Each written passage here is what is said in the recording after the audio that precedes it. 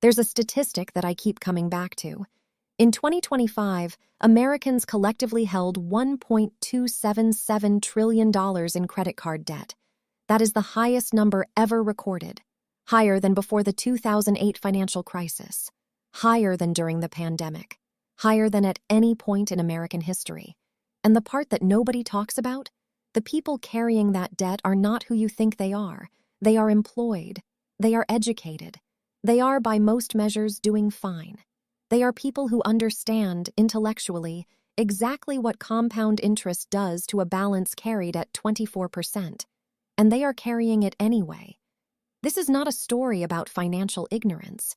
This is a story about 10 specific psychological traps that operate below the level of conscious awareness, quietly, systematically, draining wealth from people who should know better. You probably have at least 3 of them running right now. Let's find them. The first trap is called the denomination effect, and it explains something that has probably happened to you within the last 2 weeks. People spend more money when they have small bills than when they have large ones. Not because they intend to, not because they think they have more money, but because a $20 bill feels more real than 4 $5 bills, even though they are mathematically identical. A 2009 study published in the Journal of Consumer Research gave participants either one $100 bill or the equivalent in smaller bills. The participants with smaller bills spent significantly more. The $100 felt like something worth protecting. The smaller bills felt like they were already broken. Now apply this to how modern spending actually works. Your credit card doesn't feel like any denomination at all. It feels like nothing. It is a smooth piece of plastic that registers no weight, no texture, no physical reality of money leaving your possession. Research from MIT found that people are willing to pay up to 83% more for the same item when paying by credit card versus cash. 83% for the same product. The denomination effect is why casinos use chips instead of cash. The denomination effect is why every digital wallet, every tap to pay, every one-click checkout exists. Friction removal is wealth removal. Every time the financial industry makes spending easier, they are making your brain's accounting less accurate. The second trap is called the sunk cost fallacy, and it might be the single most expensive thinking error in American personal finance today. A sunk cost is money you've already spent that cannot be recovered. It's gone. The sunk cost fallacy is when you continue spending more money, more time, staying in a bad situation because of what you've already put in. Even when the rational move is clearly to stop. You buy a $200 concert ticket. The night of the concert you feel terrible, but you go anyway, because you paid $200 for that ticket. Here's the thing, that $200 is gone whether you go or not. Going to the concert will not recover it, and yet you go. Now watch how this plays out at a much more expensive scale. The average American homeowner stays in a house they've outgrown for years longer than makes sense. Because of the renovation they did in 2019, the landscaping they spent $15,000 on, the kitchen they updated. They cannot sell because selling feels like wasting all of that investment. But that investment is already gone. The sunk cost fallacy keeps people in bad financial situations they've outgrown. The gym membership they never use, the car they keep repairing, the business idea they keep funding. Every dollar spent chasing a sunk cost is a dollar not allocated to what actually makes sense today. But here's where it gets really dark. The sunk cost fallacy doesn't just affect individual purchases. It affects careers. People stay in jobs they hate for 15 years because of the seniority they've built, the pension they're vesting into, the relationships they've accumulated. They are paying for a ticket to a concert they don't want to attend, every single day. The third trap is mental accounting, and this one is sneaky because it feels like smart money management when it's actually the opposite. Mental accounting is when your brain creates separate buckets for money that is, in reality, completely fungible. Money is money. $1 in your checking account and $1 in your vacation fund are the same dollar, but your brain doesn't experience them that way. You get a tax refund of $3,000. Your brain immediately labels this as found money. Money that feels different from your regular income. You use it to buy a television. You would never have spent $3,000 from your salary on a television. That $3,000 could have eliminated a credit card balance. It could have gone directly into a Roth IRA. It could have become $12,000 in 15 years. Instead, it's a television that will be worth $200 in 3 years. And here's the thing. Your debt does not have mental accounts. It charges interest on everything simultaneously at the same rate. The money you're treating as untouchable savings and the money you're treating as available spending are both being eroded by the same interest rate on the same debt, every single day.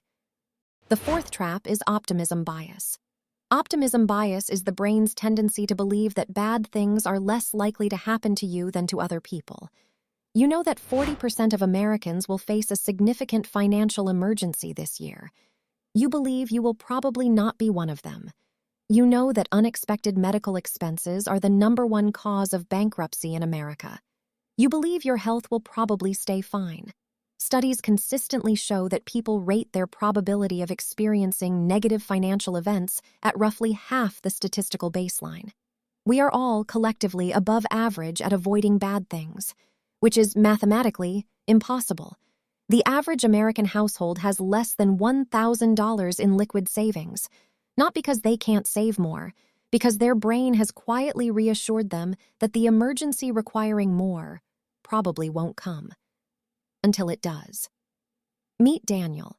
He's 44, works in sales, makes $94,000 a year. He has $600 in savings. Not because Daniel is reckless, because for 11 years Daniel's brain quietly reassured him that he was probably fine. The job was stable. The health was good. The income was consistent. Then the company restructured. Then the back surgery. Then 3 months without a paycheck. Daniel's optimism bias didn't protect him from the emergency. It just made sure he was completely unprepared for it when it arrived. And when it does, there's nothing but credit cards between them and collapse. Now, here's where the traps start compounding on each other, because none of these operate in isolation. The fifth trap is called the focusing illusion. The focusing illusion is this. When you focus on any single aspect of a future purchase, you dramatically overestimate how much it will affect your overall happiness. The thing you're excited about buying will make you much less happy than you think, for much less time than you think. Psychologist Daniel Kahneman found that people dramatically overestimated how much living in California, the weather, the beaches, the lifestyle, affected daily happiness. In real life, Californians spent most of their time doing the same things Midwesterners did, working, commuting, dealing with stress, scrolling their phones. The weather mattered far less than the idea of the weather. Now apply this to your last major purchase. The car you bought. How much of your daily life is actually spent enjoying the car versus sitting in traffic in it? The apartment upgrade.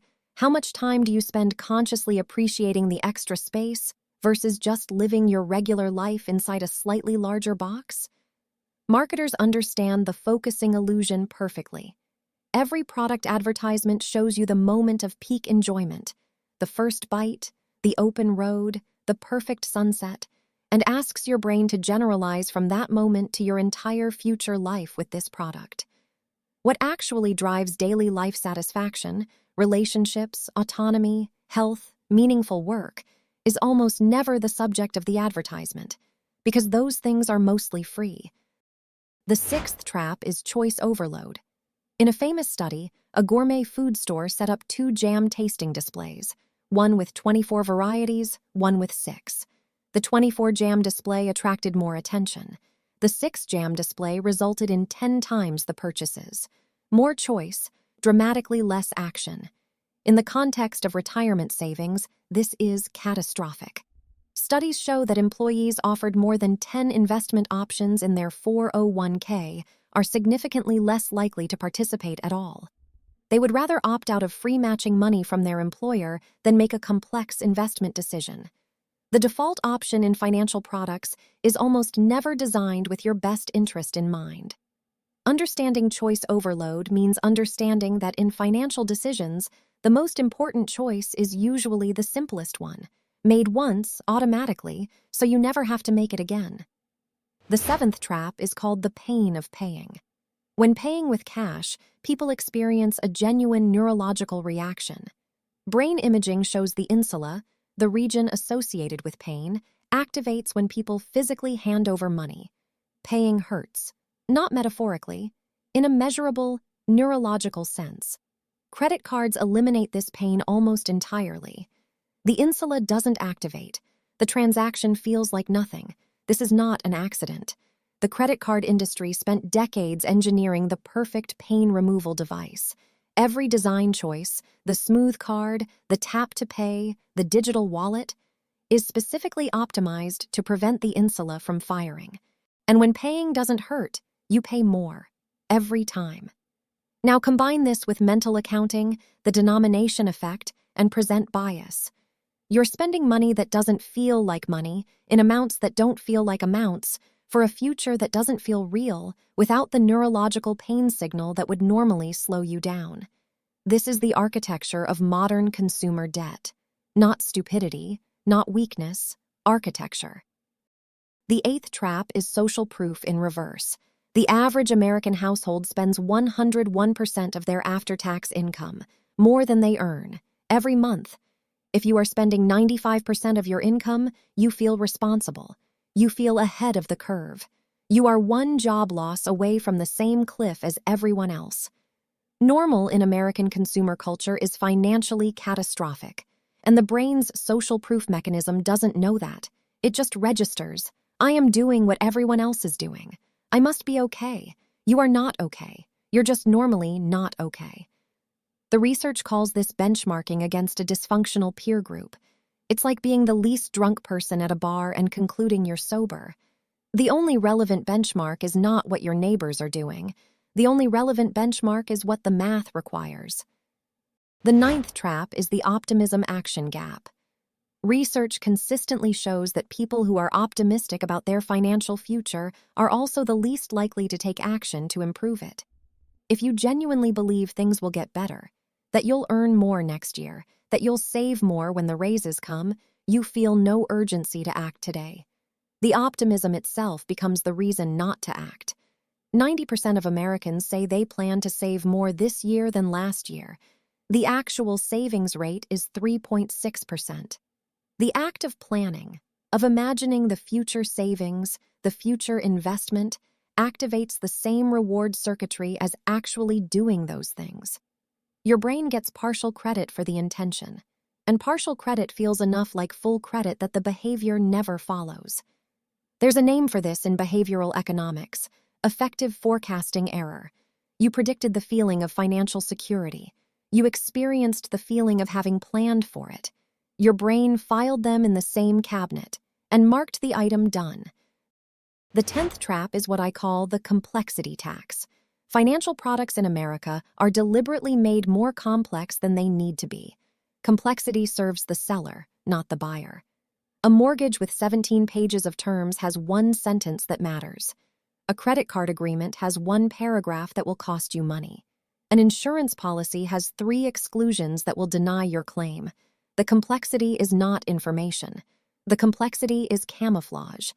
And the cognitive load of navigating that complexity costs the average American household thousands of dollars every year in products they never fully understood. The solution is not to become a financial expert. The solution is to recognize that complexity is a signal, not a feature. When a financial product is hard to understand, that difficulty is almost always protecting someone else's profit margin, not your financial well-being. 10 traps. Some of them you recognized immediately. Some of them you're still thinking about. Here is what matters. None of these traps require you to be stupid or irresponsible to fall into. They require you to be human.